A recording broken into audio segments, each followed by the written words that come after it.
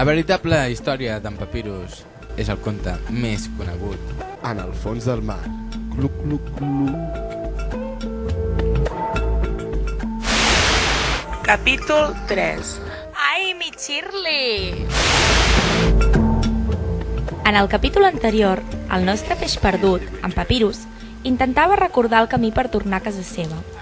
El viatge de tornada el feia en companyia d'en Rolling, el seu amic i cavallet de mar tota l'hora.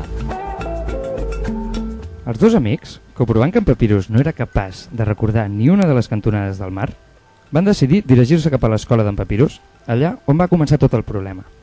Nedant, més enllà de les pitiuses, darrere un lavabo, van sentir els plors d'una gamba, tonta com ella sola, pobreta, perquè estava sola. La seva família, de gambes, l'havia deixat per inútil i la va abandonar allà, sola, en un racó, darrere un lavabo. Era tan tonta que no havia pogut ni arribar sola al fons del mar.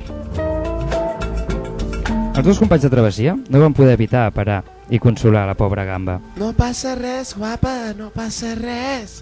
Va, com et dius que jo sóc un cavallet de mar ben guapo, ja posat? Em dic Shirley, m'han deixat aquí, darrere d'un lavabo. Va respondre la gamba, tot eixugant-se els mocs. Al comprovar el panorama, en Papirus va veure l'oportunitat de poder gaudir de la companyia d'una gamba. Tot i semblar tonta, doncs no era pas lletja. Vols venir amb mi? Estem buscant casa meva. Si no tens res a fer, ens pots acompanyar i així no estaràs sola. Déu meu, la Shirley va acceptar ràpidament, ja que semblaven dos animalons inofensius i només volia companyia d'algú. Una guarrilla, vaja. Una guarrilla del mar.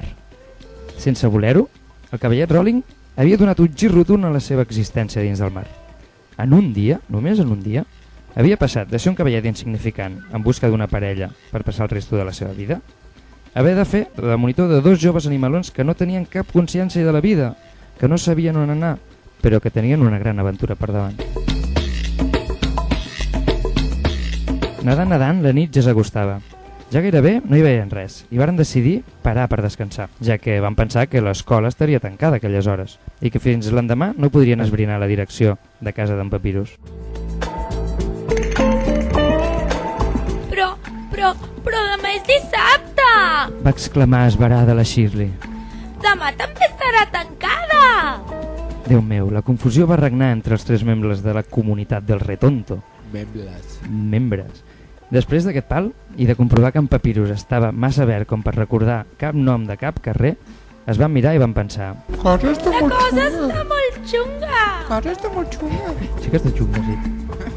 Sí. Jo tinc una idea! Ja sé què podem fer! Déu meu, la gamba Shirley semblava haver tingut una il·luminació divina, però...